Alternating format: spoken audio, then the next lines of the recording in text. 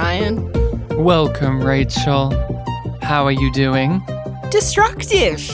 You're destructive, and I'm assured of Yum Yum. Did you know that's the name of the podcast? I did. Do you know that we're here to talk about an episode of The Expanse, a sci-fi show that we haven't watched before? It is a sci-fi show. I know this for a fact because every episode that we have watched for the third season, which we're up to, by the way, first ever time watching the show, and we're up to the third season, the Sci-Fi Channel logo pops up aggressively and very tackily. It's still there.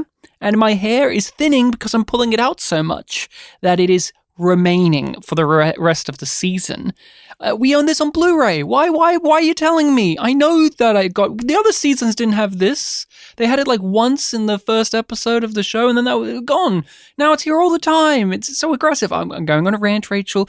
Calm me down and tell me. Think of Yum Yum. Think of Yum Yum. Okay. Yum Yum was a moment in which a character from Star Trek Discovery said a really absurd line, and it has haunted us and yet inspired us for all of these years, and we carry it with us everywhere we go, and we just like to remind everyone out there that Yum Yum was a brilliantly stupid piece of writing that exists.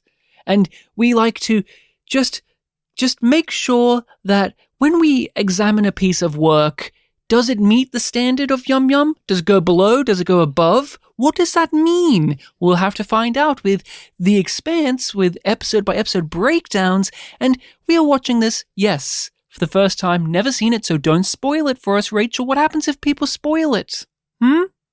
It upsets us? And what do we do to people who spoil for us?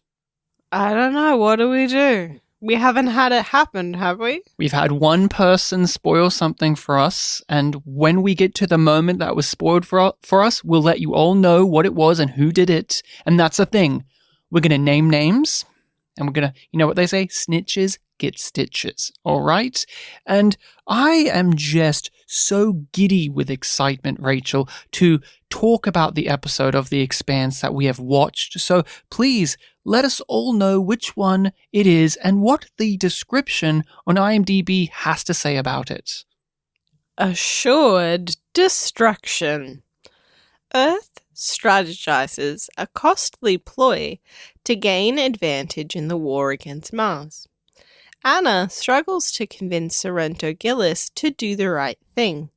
Avasarala and Bobby seek refuge aboard the Rocinante. It's no longer the Rocinante descriptions. It's no longer the Rocinante. They've renamed it to the plant that is born through fire and destruction and pain. So please remember that lovely, lovely little piece of business, because I remember it every single moment. What's the name of the ship? I don't know, something like Penis. Let's get real. Let's go back to our roots. Talking about roots, who was possibly going to get a root in this episode? What was the Yum Yum factor, the Yum Yum moment for you, where Yum Yum in Discovery, although silly, it was also very, very, very sensual and sexy. And with The Expanse, every episode we like to point out the moment that had a little bit of horn dog in it. A little bit of horn dog, because this series started out extremely horny, and then it's not as much since then. And Rachel, you have an automatic Amos pick, in which, what do you do with this? I have a Yum Yum moment that I have to pick for Amos. It's automatic. I select a moment of him in the episode and say that that's Yum Yum, and you had to make that a rule because otherwise I was just saying Amos things and you thought that was boring. I mean, it wasn't just that. It was, well, if you're going to, expose your fetish to the world, let everyone know what it is right up front, and that's big buff guy who will kill you real good. And I'm dying to know, what was your automatic Amos pick? I didn't always work in space as the justification for why he knows what it's like to walk around in pumps. Of course, that was my selection for just the regular Yum Yum moment, because I didn't find this episode extremely horny, but that was a moment that made me fan my hand in front of my face saying, ooh, I'm getting myself the vapors because of this. That, and of course, Bobby and Amos duking it out, beefing with one another, getting in each other's faces. You got this big muscly guy, you got this big muscly girl, they're yelling at each other. The Martians are bonding. Oh, that was a great line too. I thought of better, you should have said bondage, and it would have made everyone happy. Oh, come on, we crippled a UNN gunship to save your hide. I called the MTR. Can you just settle down now, darling, please? Call me darling again and you'll be saying that drawl in sign language. Sounds like things are going well. The Martians are bonding. This episode is really ramping things up. It's going full throttle into things that have been slowly being built up for the whole show. It's calling back to a lot. Yes. It's calling back and it's looking forward and it's being really clear with where you are at the present. And I think it's doing a really good job with all of the elements that it is trying to juggle. What about you? I thought it was good. I thought it was a good episode. It was one in which the descriptor for it is it fucking slaps. This episode fucking slaps. It has a lot going on. It's actually quite overwhelming how much it's got going on, yet it never lost focus. And this just reassured me of how I felt about the last episode, because I was kind of, after our discussion, I was like, am I not giving that previous one as much of a fair shake? But with this one and the first episode of the season, it is so obvious how much I enjoyed myself and liked these episodes and got so much out of them. We turned to each other when watching it being like, this fucking rules, right? There's many articulate things to say about this episode, and I'm sure we will stumble our way through it, but just the overview of Assured Destruction is this episode is a beast. It does everything I want of it. It has the ongoing stakes, it calls back to things, it has character moments, it has humor as well, and it even brings in some conversations about the political realm and even what it is to be a good moral person, and there's ongoing little things that connect to each one of them that isn't just plot related, it's themes and messages and just concepts that bleed through to each one of the stories, and I just was really enamored with it. It just had a confidence. This episode had such a confidence to it. Would you say all killer, no filler in this episode? Oh, of course. I can't think of a piece of fat in this one that I would cut out and say, you don't need that. All of it served a purpose, not just for the season ahead, but within the episode itself. Yep. It is a script that has been honed. That's the word that I'm going to go with for this. But with such a beast of an episode, where are we going to start? Well, there is one thing that is recurring in the episode. It's been building up as a discussion point within the season, but in this particular one, it was very present. Many characters were talking about it. Many characters were watching news about it. Venus.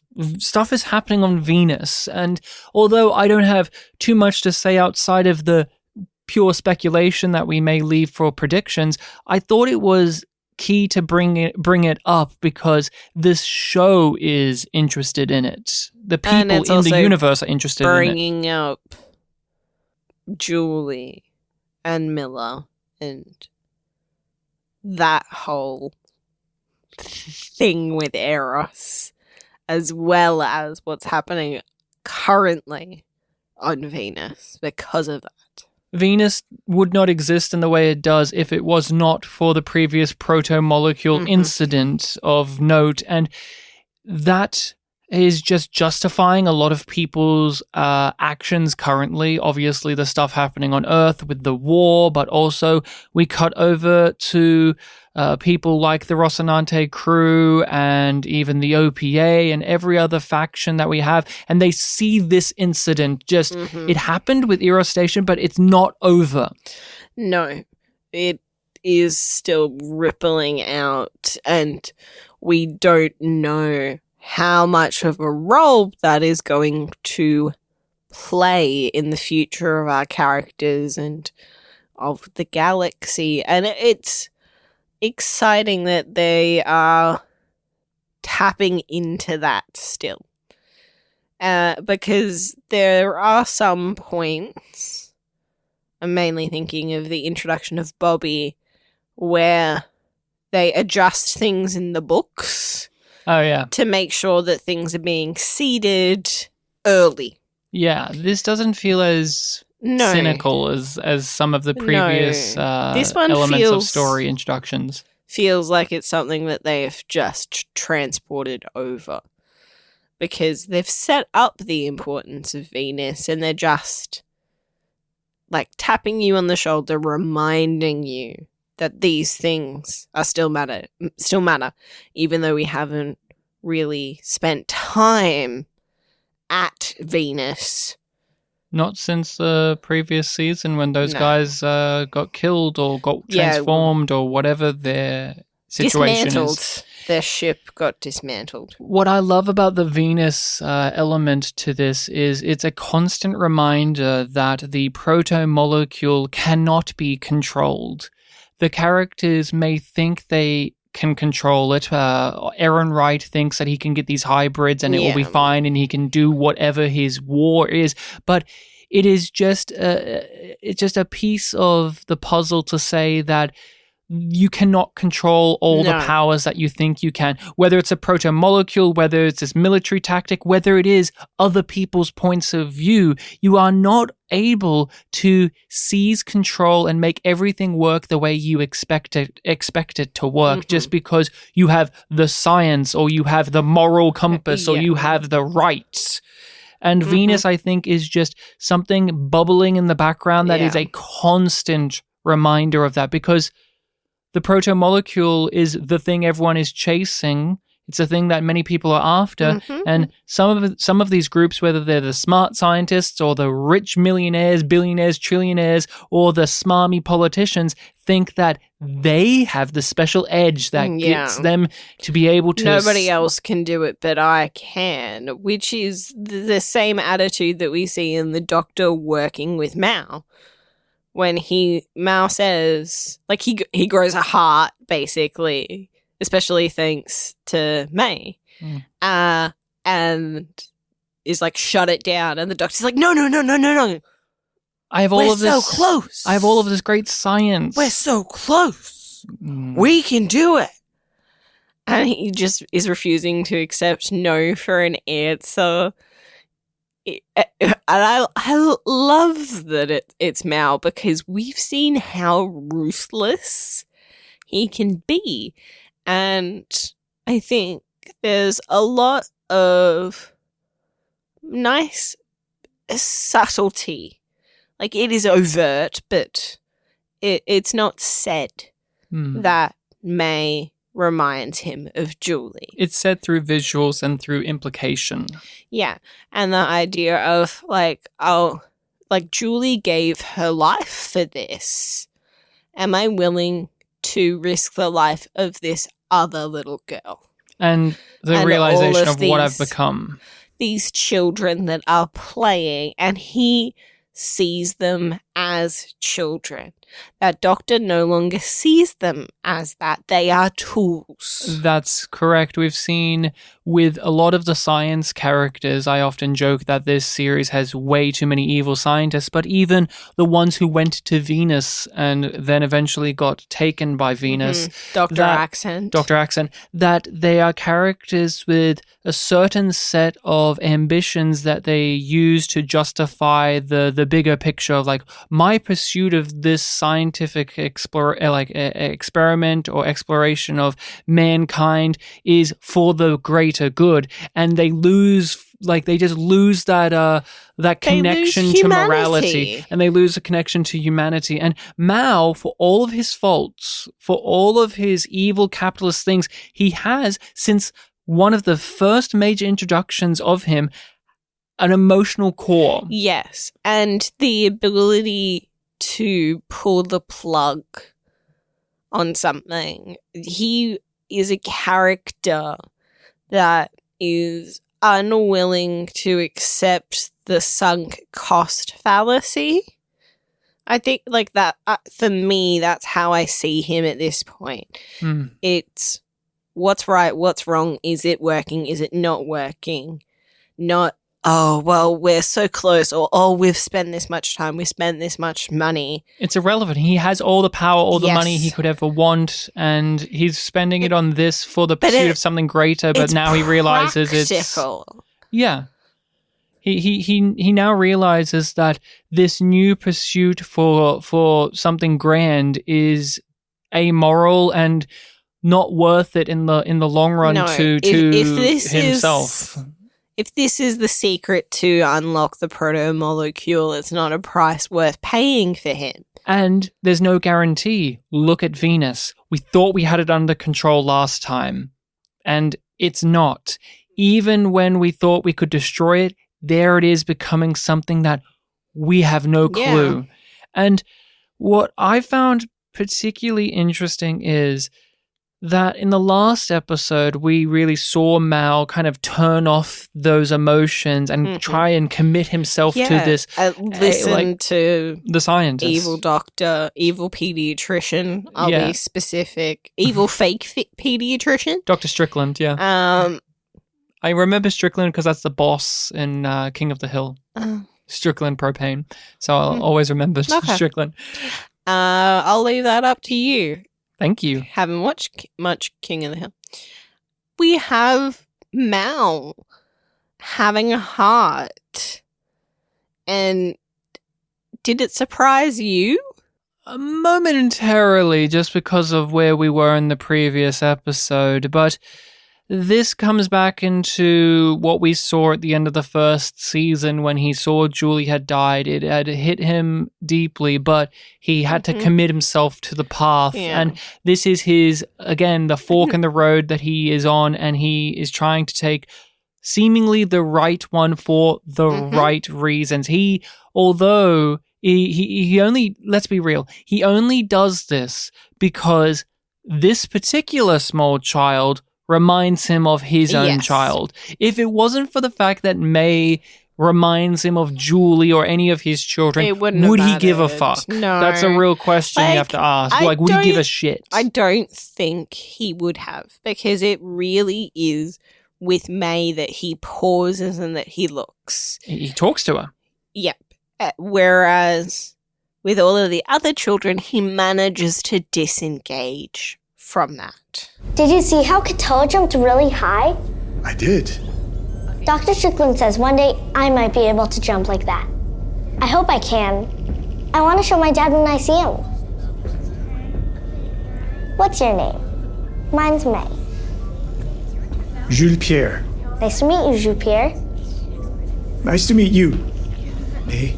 He is aware of something that connects to one of the other plots, that the UN ship is coming to Io, that they're sending one of their ships towards his way, and that's going to put some tensions in the base, because now we've got almost like a timer, a countdown to deal with this. The admirals are coming. And and he doesn't even know the level of it all, because they make a point in the plot with the Agatha King that it's one of the old rinky-dink ships, that this isn't an anything special ship, that this is one that they should put on the scrap heap. And Kotya's back. He's here again. He saved. He killed the mechanic. I was a little bit sad. Well, electrician. He was a techie.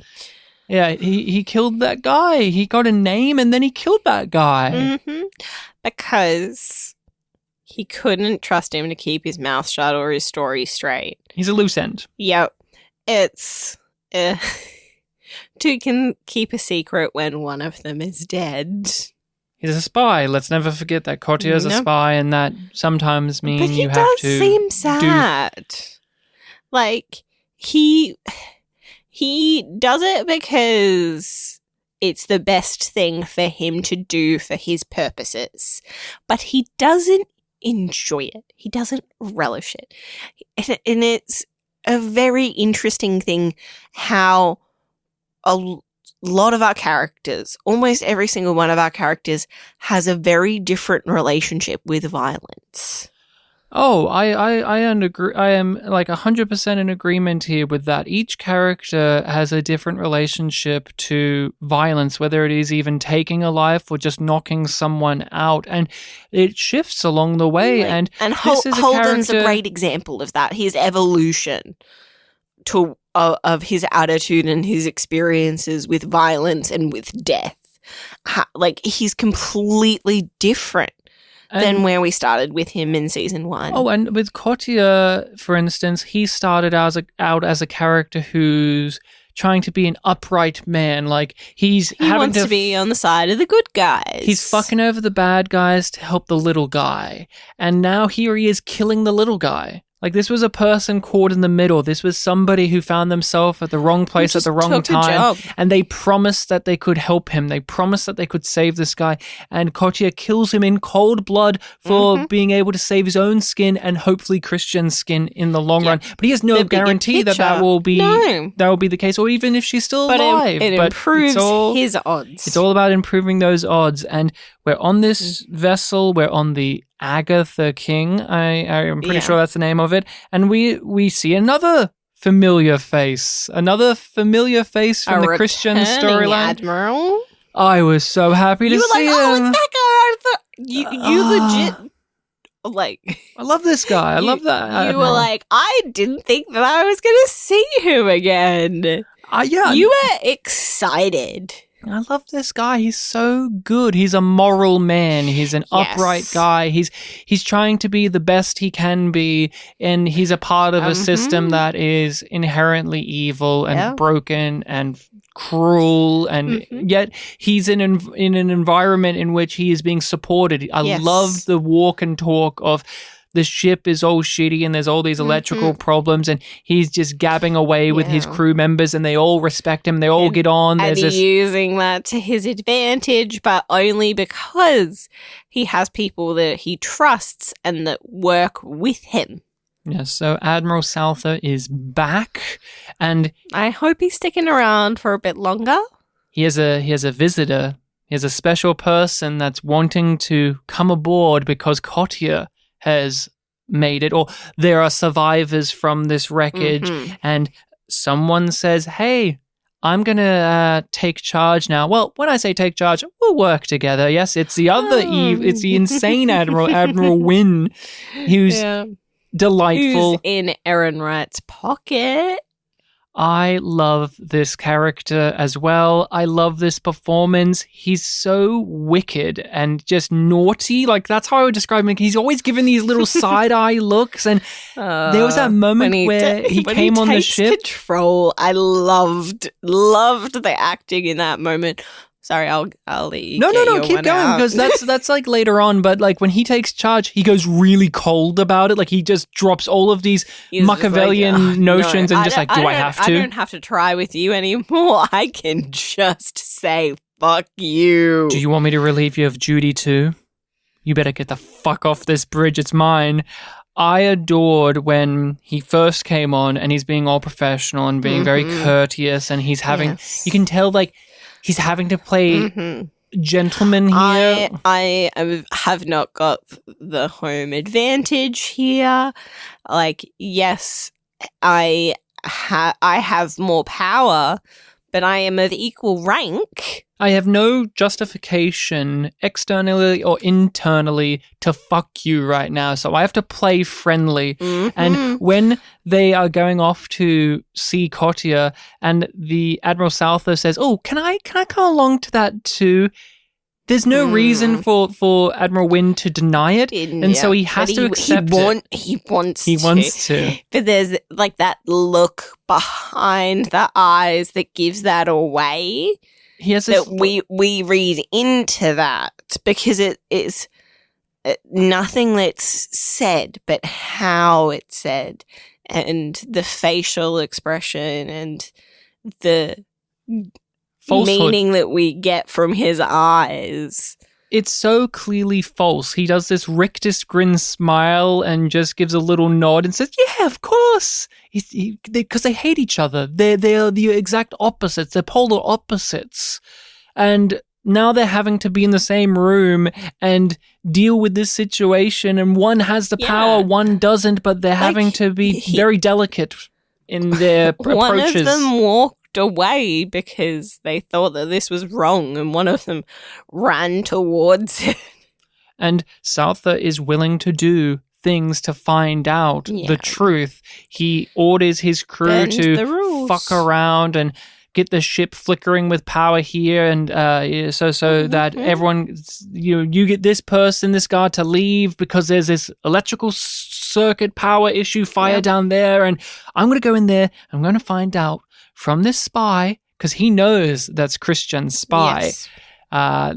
They have not met before, but he's going to go in there and make sure to avoid being seen and talk to Kotia. And Kotia is just like a pig in shit. He's like, hey, it's my buddy. You're a good guy. I can talk to you. Yeah, I do love that in that initial conversation that's the three of them. Kotia puts a little bit of truth in the lie. And I love the way that he does that.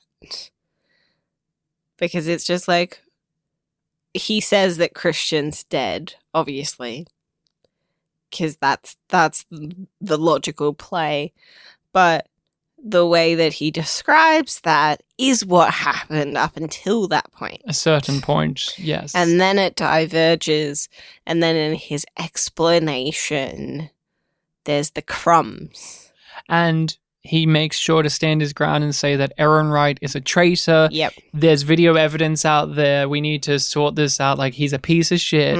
And I don't trust him. And then when he gets to talk more openly, we get the whole truth. But it's still delivered in a measured way.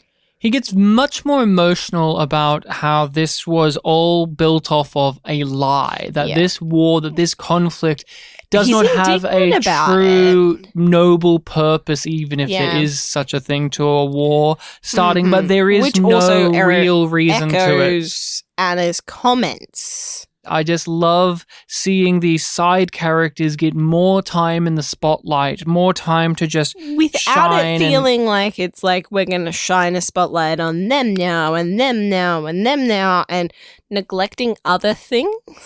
This Admiral Souther started out in season 1 as a great subversion of the expectation of what the head of the Earth military would be like. He was measured, he was calm, he was collected, he was a voice of reason and peace, and yet he was also making sure that that they have the military might to kick the shit out of people if they need to, and now he is booted down to this level, and Kotia knows that he is all of these things that I just described. And the fact that they can talk to one another, and Kotia can say to him that I can trust you because you fight for the right things. Are you willing to do that now?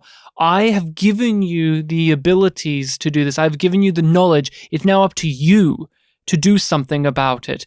And that's where we're left with the Admiral now being kicked off of his ship, basically. Like, he's still on there, but like he's no longer allowed to be in charge. Yeah, he's been demoted, essentially.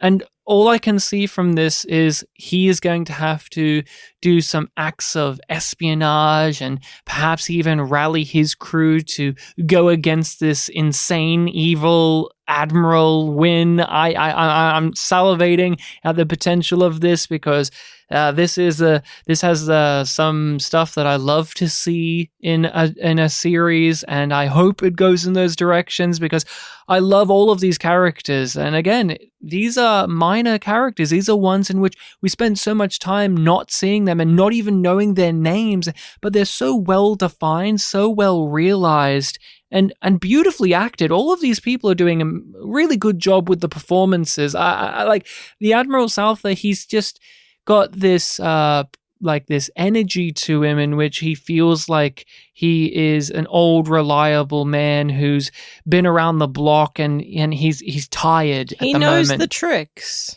And the guy who plays Wynn, he just is playing this as if this is the best time of his life right now. That's what I get of like this character, and this actor is just having an absolute joy with every single moment of their life right now. I think your boss is still alive, and I think she's defecting to Mars. Well, maybe you should have called to ask her before your people blew up the Guachian. Are you implying that UNN forces destroyed a civilian yacht? I'm not implying shit. It's a goddamn fact. Pathetic. People are going to Io. It's all converging there. It's where it's at. It's where the proto-molecule's at. It's where Mao is at. It's where May is at. The Agatha King is going there. So Kotia will be going there with Wynn and Salfa and the Rossi crew, or the ship known formerly as the Rossi, but now the penis ship. Rossi. The ex-Rossi. They are still going to Io. Holden makes that very clear. Although they have all of this new stuff that they could... Christian's trying to get them to go elsewhere. And Naomi too. There's internal strife within the ship, but it's still staying true of we are going to Io. We don't give a fuck. We have our mission, and this is what it is, and we are going there. And sitting back at the end of the episode, it is getting me really pumped to see what happens when we get one, if not all of these parties at that location, at Io. What's it going to be like? Because they're all going there for extremely different reasons, and they're obviously there's one group who's already there and they're going to defend it for whatever particular reason. But I'm excited to see where this all kind of pops off at. And the Rossi has some guests, Rachel, ones who have been main characters in the show, but they have not been able to interact with these main characters. I am so happy that Avasarala did be like, I met your mom, to little Jimmy Holden. She didn't call him Jimmy. That was the one thing I wanted. She called him James Holden. Call him Jimmy. I love it when they call him Jimmy. It reminds you that he's a big baby. No, I mean, this is what we've been wanting, right? They've withheld this from us. They've been teasing us. We've just been wanting to see what the dynamics at play would be like when you have pretty much all of the main cast members in the room with one another. And Bobby, since she's awake at the start of the episode, because Christian is knocked out, they're doing all of the medical stuff on her to make sure that she's not dying.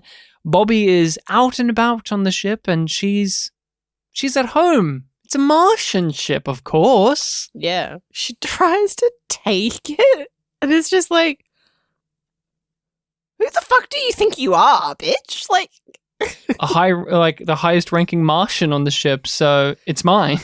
Yeah, no, it's no longer a Martian ship. You are just desperately trying to gain control back. Why wouldn't she? She, in her defense, she did that out of spite and rage because... For the defaced flag from Amos. I like how that came back. When she sat down and she turned her head over before they even showed just like, us. Okay, now I get to relax. And then it's just like, she's back on edge and she's like, oh, Fucking hell. Before they even showed us what it was she was looking at, I knew. I was like, oh, that is right. They had a whole scene dedicated to Amos changing the flag and doing it in a way in which, oh yeah, it's logical, but he got some amusement out of it. Just a little. He loves to stir the shit. Bobby, she's confrontational to this group, huh? Her and Amos, they almost go at it if it wasn't for Alex coming in to break up the bravado in the room there. But of course Bobby's like this. Yeah, of course she is. It's absolutely logical, but it's still just like, it is still frustrating. Did you have a favorite little moment between her and the crew? I liked when Naomi is just like, say whatever you want, you're not getting into our comms. Like, you can't just say that the ship is yours and we hand it over to you. I really was really drawn into how Holden reacted to her, because he comes in a little later when things have kind of, some fists have been swung at one another. He comes in a little later and he just has this really chill attitude, and Bobby respects him because he's the highest ranking person on this ship and he's the one that's just come in to help Christian. Like, if it wasn't for him, if it wasn't for Holden, they would not be saved. So she gives him a level of respect, and I liked how he talked to her, how he had this kind of flickering between two states with her, in which he's trying to almost like teach her a lesson of like, hey, this is how things are, okay? This is what we're going to be doing. And cutting to the, I don't give a fuck, this is how things are going. These two different attitudes with her, and he was, Stephen Strait was really managing to weave those together really succinctly in the scenes that he had with her. And I thought that the actress too, for Bobby, she has great chemistry with the other people in the cast, because in season 2, she was on her own or with her own group for most of it. And then later on, she got to be with, Christian and Kotia. And with an ensemble, you need to see how the performers as well as the characters gel with one another. And I think she gels really well with them. I liked her threatening to hurt Alex and making fun of Alex for being like a piece of shit. Like he's a weak Martian in comparison to her. Bobby rubs the crew the wrong way. And Christian does also, but only to some. She does not like Naomi. Well, because Naomi doesn't like her. Can't blame her. No. I don't like Naomi right now. It was, what was interesting about Christian in this episode? We haven't seen her do this in a while. She was having to play people in the room.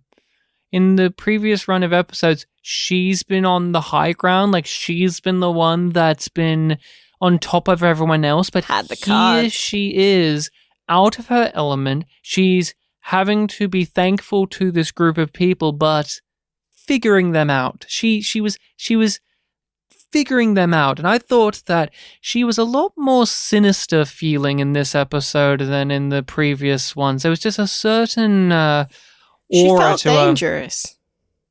She felt like a threat. She was examining them, like testing them, and each interaction she had was very different. Like with Amos, it was very funny. Like the pumps bit is very funny, where he's teaching her how to wear the mag boots, and he's talking about like, yeah, it's like wearing pumps and all that. It's like, how would you know this? Like, I didn't always used to work in space. I used to work outside of space. Mm-hmm. I was just, I was born in Iowa. I just work in space. And them three, because it was Bobby too, they became like a comedic team in that scene. But when she found out that Naomi gave over the proto-molecule, she was like, you fucking idiot. You fucking piece of shit. Why would you do that? She really turns on a dime once she finds out, like, oh, this Belter gave it to the OPA? Of course you fucking did. You're too stupid to realize that the OPA don't have your interests at heart, you dummy. And what did you think about her trying to appeal to them all? Because that's what she's trying to do. Yeah, it's Avasarala being a politician. She's networking, making connections, and gathering intel. She's also trying to plead why what she needs to do is more important. The case of she is going to save more lives, and thus you should let her do what she wants, because you guys are only after this little girl. And hey, I have a grandchild. Like, I understand what it's like to worry about children, but what I'm doing would save many children's lives. So don't you see why I'm more important here? And she's met with just a resounding no. Like, no. Because they're done fighting for the galaxy. We're going to Io. To find someone's daughter. Possibly, I heard. That's very noble. But I may have a way to end this conflict. Have you been watching the news? Diplomacy's over. I need to send a tight beam to Admiral Souther on the Agatha King. Any tight beam would give away our position, and we already took that risk rescuing you. Alex is here in the show, by the way. He gets a fucking reply, and I loved it. How, like, she was just like, you fucking did it. Like, we thought that you were dead, but your shit husband and a shit dad don't want to hear from you again. Bye. You waited too long. So your role as a father is that is no longer viable, and what you don't did get to me, to step back in like nothing happened. And what I don't you want said anything to to do me, with you. what you said to me was inexcusable. And I'm like, yes, yes. I'm glad that you found a purpose, but fuck you. I was like, I love her. My one complaint... I never want to see her again because I want her to have nothing to do with Alex ever. Oh, please, please, please. My one complaint is she was awfully calm while saying this. I would have been way more pissed. I feel like it was several takes. Yeah, that's like take 42 of her like, she's reply like, okay. message. I've got to be civil. You know what? I'm not gonna give him my anger. He's not worth it. Now that the show has done this, and it's ever so clear that the show also thinks that Alex has done an awful thing and that he's a bad guy, what do you think and how do you feel about his reaction and what he proceeds to do? Because he cries, he gets teary-eyed, and he gets upset. Don't give a shit. Don't give a shit about your feelings. You fucked up. You earned those tears. I don't care. I don't care about your feelings right now. I did sit back when he got teary-eyed and sat back and go, what do you want, man? Like, isn't this what you wanted your excuse? You wanted your excuse.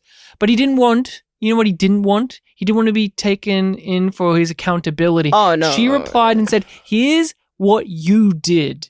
Here's what you have done. This is going to be ruining our lives forever, and we don't want you ever to return. And you know who else wants to leave and never return? Oh, who? Naomi. Like, she wants off that ship. Holden wants her off that ship. But Alex doesn't. And I find that really interesting. The fact that he was watching and waiting to see what she did when she was on the racer. He had her screen pulled up, watching as she looked at Tycho and cared enough to go to her and tell her that he saw. Hey, I know.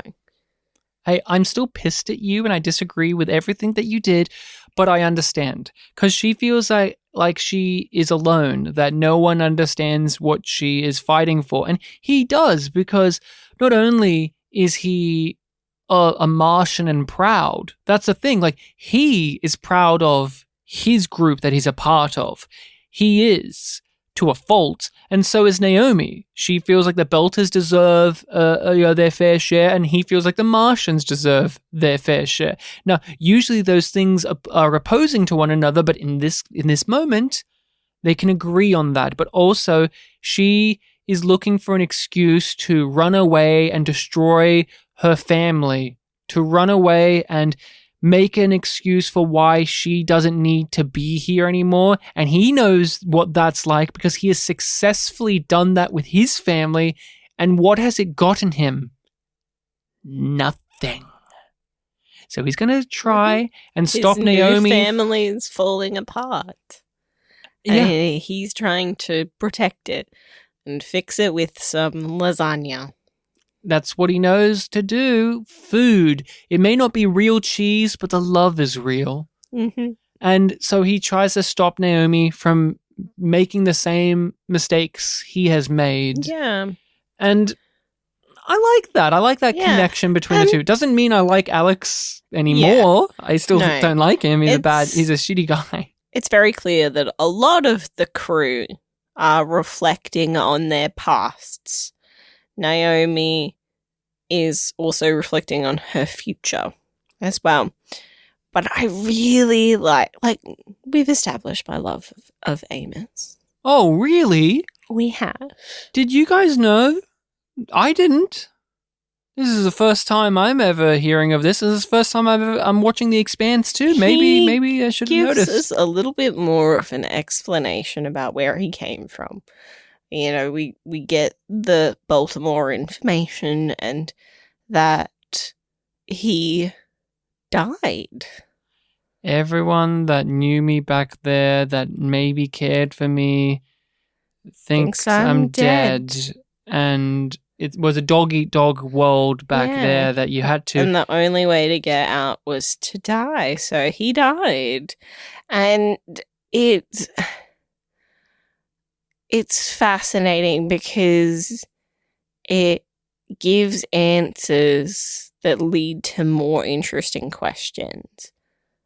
There was a conversation between him and Prax because he's taking the stitches out of his head, or the staples or whatever. He's taking them out of his head, and they have an exchange about Frankenstein. He's like, "No, the monster," and the monster didn't have a name. And that Prax is wrong. It's been a while since I've read Frankenstein. I thought his name was Adam, or was that just a thing that has been ascribed to that over time? But I thought that it was like when he writes in one of the vignettes, one's written about him. Yeah, he gives himself a name. But what I was going to raise is that Amos is almost, because he's like, oh, I do this on myself. I haven't done it on other people before. And then he goes into this story about having been someone who's dead, but here he is living at the same time. And it's like he himself is almost like a Frankenstein's monster, where he's had to be. And Alex has a very similar backstory, but it's played very differently. And Amos just keeps giving us so many little crumbs. Just a little bit, Lord. Just a little bit of Amos, Lord. A little bit, and I'm hungry for it, man. Just give me the fucking cake. To switch to talking about another member of the Rossi crew and how people don't really know how to react to their statements. Holden is just telling everybody, I'm done being a fucking hero, and everybody's just like, you think you're done? They actually... You're that dumb? They actually grab the opening credits of the show and throw it in his face and say, you're like the top billed guy, right?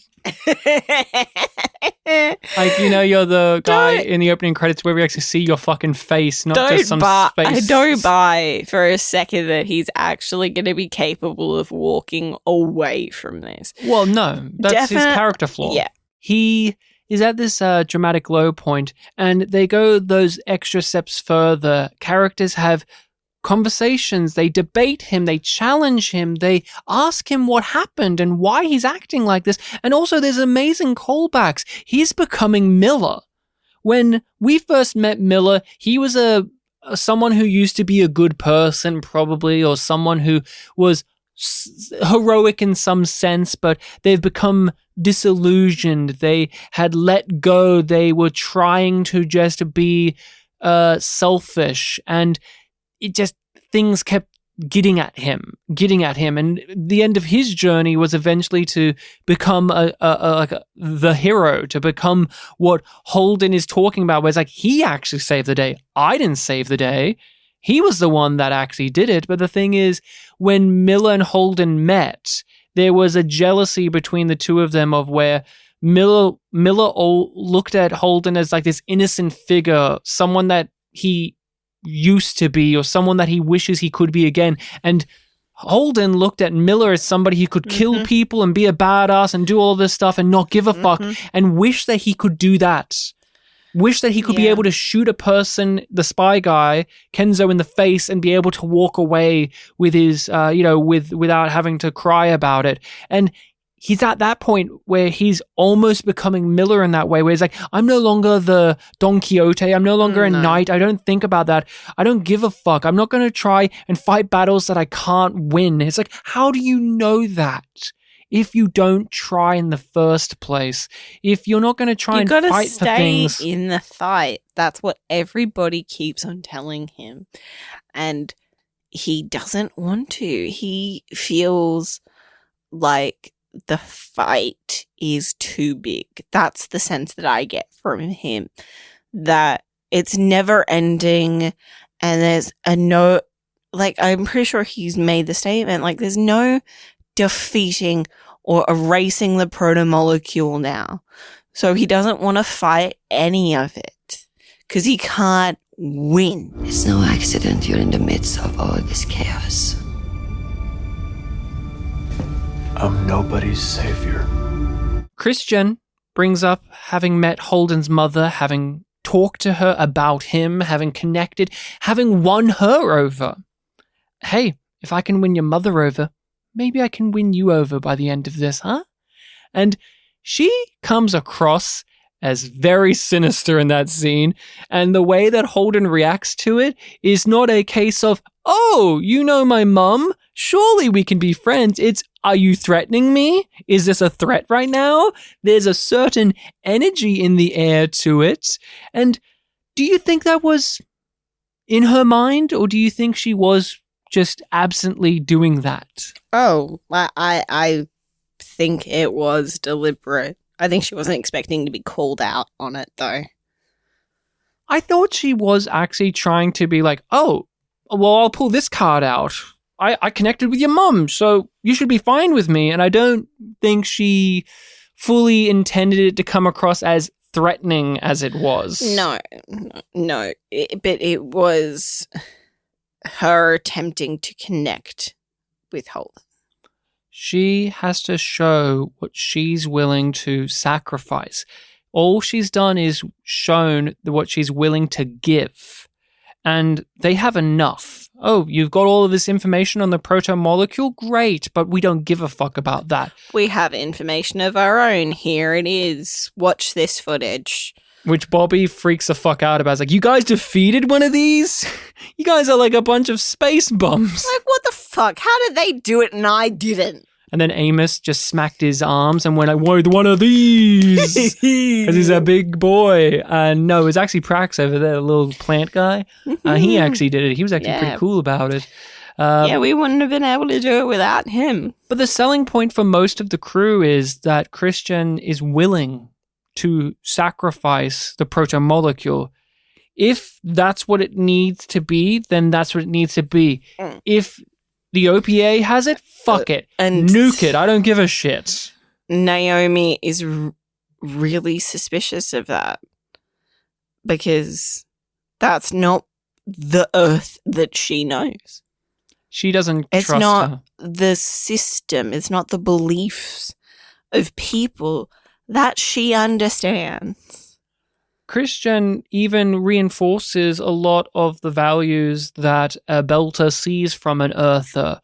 the way that she speechifies and tries to lecture and teach Naomi about the way things are. And so Naomi deflates that and just punctures it by making that joke about Earthers, right? And Christian ends the joke and she's like, it's not very funny about the whole, Earthers, you always know, with their mouth moving and all that. And then they have the exchange of why Naomi doesn't trust her, because I think you're here because Earth is the only one that doesn't have the protomolecule. Yeah, I think you're out to get it. And I'm not going to let that happen. And it's just... It's so narrow. Like, it's such a narrow view. But it makes sense that is exactly what Naomi thinks about this situation. What did you read about Christian's reaction? Not just what she says, but she gives this little smirk before she gets into what she has to say. I'm not sure how I read it exactly. I didn't examine it trying to get an answer. I was too busy being excited for what this relationship can look like. We're not going to be friends. What can we look forward to? I was just like, ooh, they are setting up something juicy. I think there's an element of truth in what Naomi said with Christian's reaction, but even though we know Christian has gone on this humongous crusade to save the Earth, she is still very much Earth first. She is still there. There's obviously a care for everyone else too, but her priorities are with Earth. And if that means Earth should have the proton molecule too to even out the playing field because Mars has it and the OPA has it, it's not out of the realm of possibility, especially for people like Naomi, to see Christian as someone who would go into that. It's very logical. It's deathly logical, but also just very damning about how much paranoia there is in the air. The fact that war is now happening, that just amplifies the amount of suspicion we have for one another. And Christian brings that with her by just her sheer reputation and her position. She's one of the most powerful people on Earth. She is the face of Earth, and Earth, to this cast of characters, is the bad guy. They're the enemy. Mao is just an extension of that, and she's helped to prove it with Erin Wright's involvement with things. And although we know that she's gone on quite a ride, a journey, they don't know that, even if they get told it. No.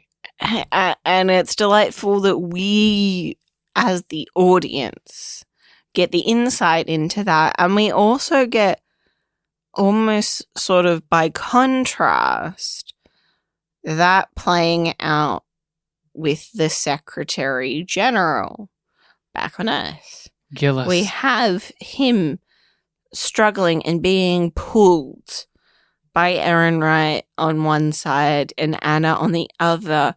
And the fact that Anna's decision to try and sway him is what costs 2 million lives. Well, that's an argument to be made. That's why I'm like, I don't believe it. So the setup, fine. It's coincidental. Yeah. Look, the setup is. It's just like they think that, but it's just like, what kind of fucking equipment can't handle being turned on and off again? Railguns, Rachel. Those are very complex, energy-heavy machinery. The sci-fi nerds, they'll tell you all about railguns. Look, the setup is awesome. They have the ability to track down all of these Martian platforms that have their nukes on them, that have their firepower, their first strike ability. And they don't have all of them, but they can. They can basically use trigonometry And Aaron Wright is suggesting the power of math. The power of math, people. Aaron Wright is pushing for a preemptive strike. Yes. That we do it first before they do it to us. That we fire first. That we have the blood on our hands first. And it's just platforms. There's no people on there, so it will all be fine. We have it could save the weaponry. We have everything. We have the planetary security. We're going to be on top. There's nothing to be concerned about. But the thing is, Aaron Wright is completely avoiding any moral ramifications on this, as well as the loss of life or safety concerns or any of that. But it's really about that morality. And that's why Anna is here. Because the Secretary General wants to be a good person, but he also wants to be someone who's remembered forever. Yeah. He has a ego that Aaron Wright knows how to stroke. But Anna knows how to stroke it too, to what she is defined by, what she is all about. And for a character, the Secretary General, someone that we said in the first episode of the season, we don't know who he is. We don't know his name. We don't know much about him. 2 episodes later, they give him a crisis like this, and I am riveted to see how he is going to handle it, because in the episodes between, the first and now, just that single one, they have given us a wealth of material to work with for him. It really is a wealth. We should feel something other than fear. Of it, of each other, of the difficult choices that we sometimes have to make. You mean the choices you have to make? Yes, the necessity of hard choices, of sacrifice. Sacrifice literally means to make sacred. Do you think that's what's going on here? Yes. I loved their conversation, Anna and the Secretary General. I loved that whole entire bit where he is trying to spin this of how can we make this about defying fear, about reshaping the narrative to motivate the people to no longer be afraid. How can that be? And what he's really saying is, tell me how I can be unafraid of the horrible things that I will have to do going forward. Can you tell me how to be that way? I'm still a good person.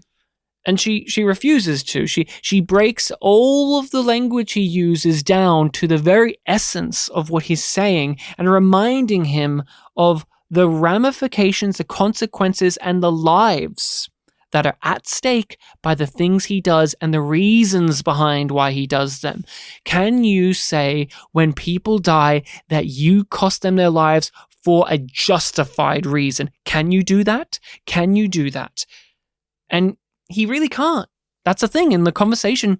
At that moment, he can't because he's so wrapped up in how it's going to make him a good person. Like, how do I remain a good man? His legacy. There was that exchange about how many lives have to be taken for you to still think of yourself as a good person. How many lives have to be cost before it takes its toll on you? 100?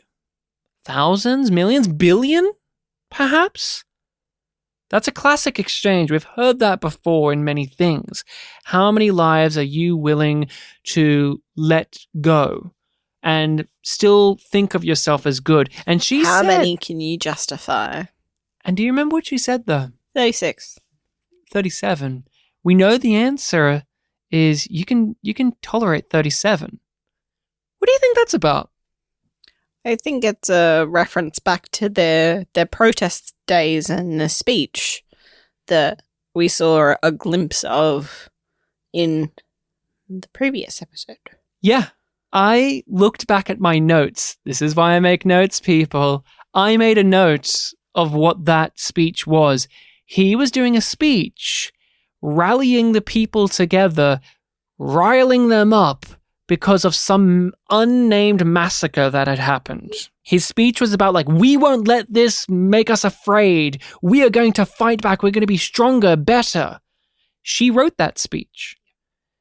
And that there is most likely the reason why she stepped away, right? Yeah. She realized something that she's trying to impart upon him, which is those 37 lives did get to me. Yep. That's why I no longer am here. You moved on. You accepted that was acceptable. We benefited off of the atrocities of people. We politicized it. We bounced off of it. We used and abused the death of 37 people so that we could have what? And she's trying to get that into his head, and it worked for a bit. Yeah, but she's a singular voice in the crowd. And she's still wanting to share her voice and to maybe make a difference. And we knew that she understood the assignment when she accepted it. And it makes it even more interesting to see it. And I just want to say it again. I love that this show doesn't treat me like I'm dumb. Anna is a fantastic character. And Aaron Wright is the snake. He is this temptation for the Secretary General. He convinces him because, sadly, the message here is that the greed of man... That scene when they do get out is just... it's just fabulous. Like, I loved it because there's so much that's being said and stuff that's being not said, and like the blocking and the lighting as well, and like the sound, all just working together to create this sort of idyllic picture where we know that so much is going on underneath all of that. Because it's not what he says. It's what he means. Oh, when he's intimidating Anna at the end with Aaron Wright. Oh, and how he flips the narrative around on her to make it her responsibility. You're the one, because the Secretary General decides to fire on these platforms and it fucks up. One of the railguns fucks up. It eventually works and it's delayed, and that means a shot gets fired off from the platform and they cannot stop all of it. And so somewhere in South America gets nuked, 2 million people dead. Just like that, dead. At least. At like least that's in 2 the million people. immediate blast zone, I do believe. And what is super interesting is everyone reacts to that with horror because they fucked it up. They lost. How did we manage this? Anna is the only one there who's looking at the loss of life. She's the only one that's genuinely upset about what this has done, rather than thinking about what this has done for her alone. So when Aaron Wright comes in and he spins the table around to try and play it like that at her, you see it gets her. Because it is that question that you were postulating before of, is she in part responsible for that?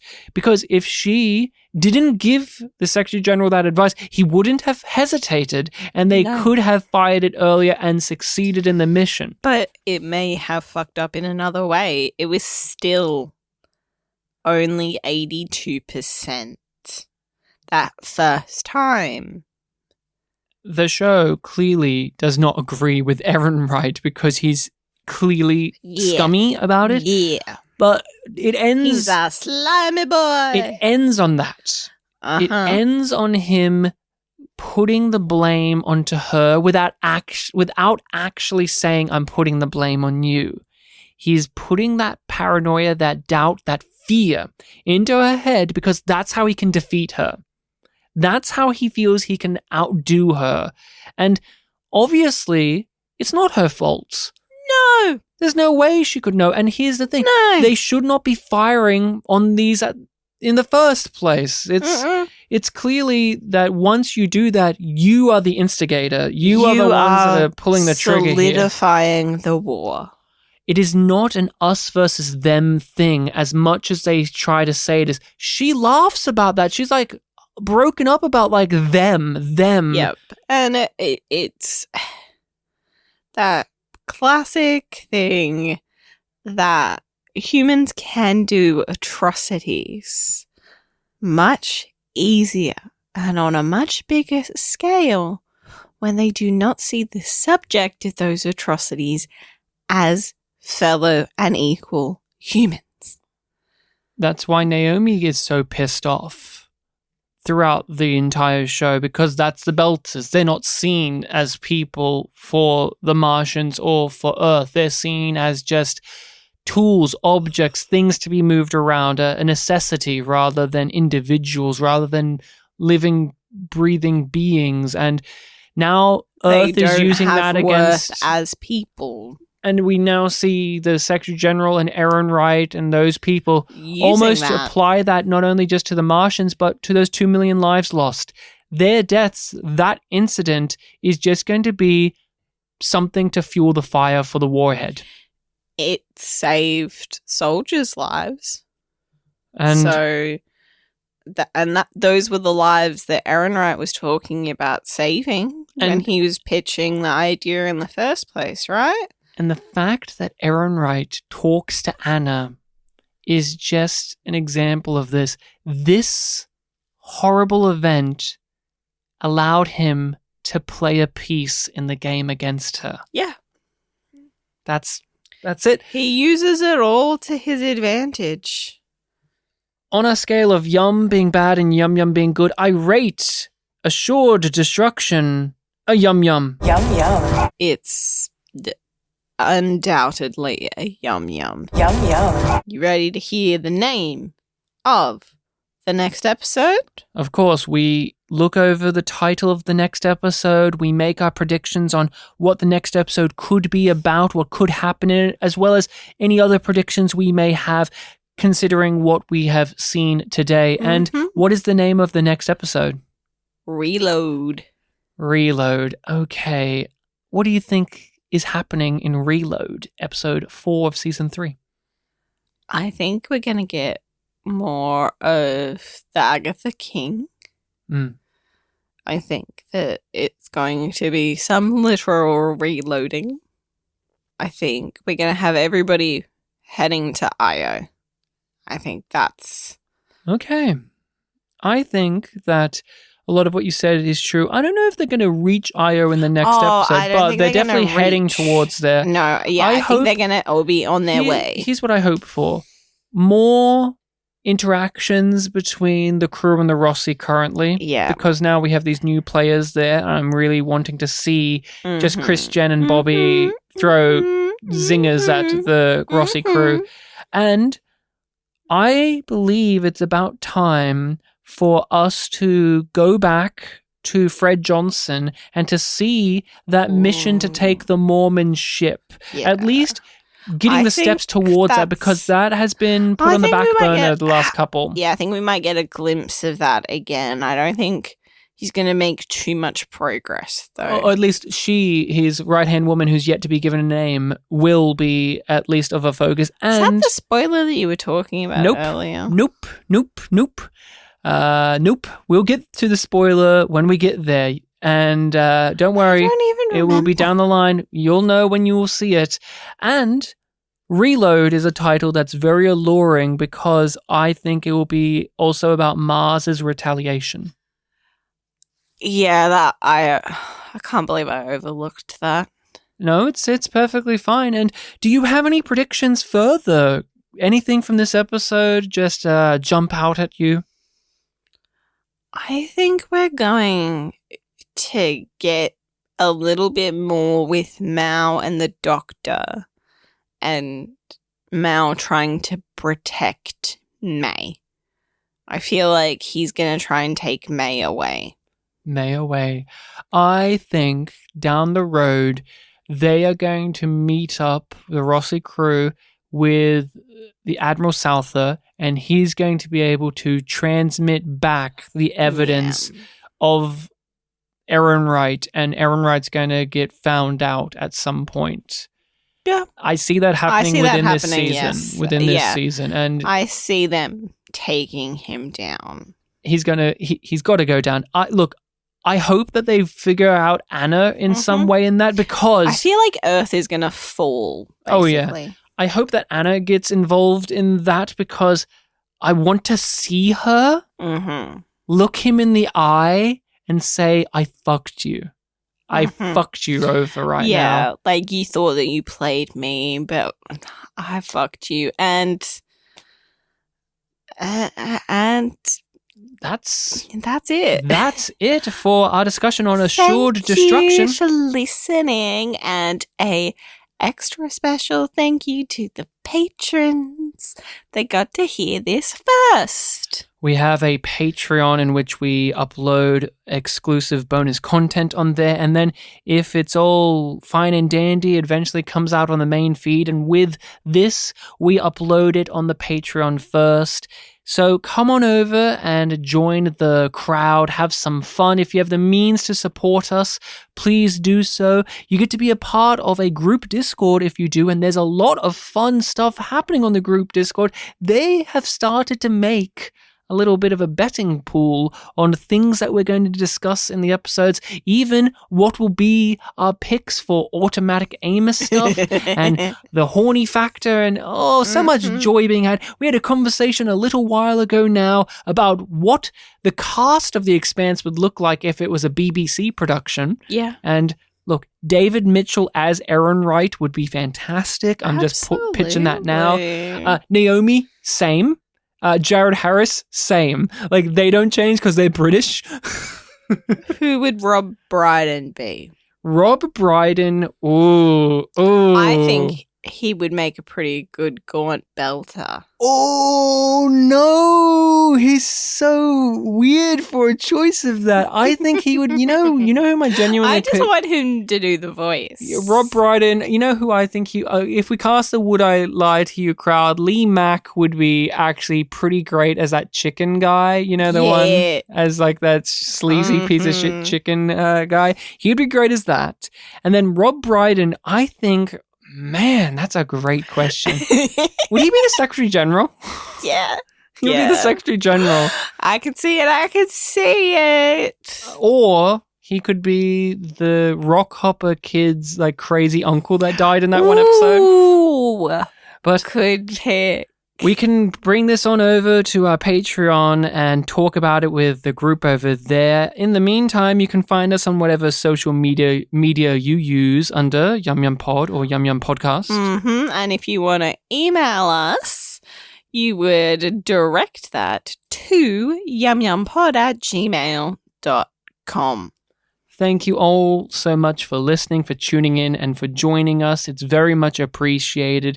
And until next time, remember that out there somewhere, there's a young, struggling British actor who could have played the Gaunt Belter in the BBC production. Could it have been the guy who plays Super Hands in Peep Show? He would be pretty good.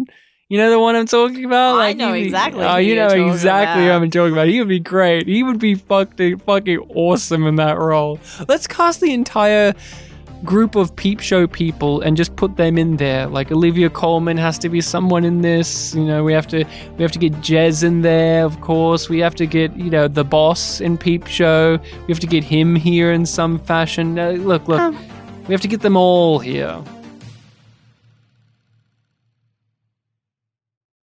See you then. Well, voila.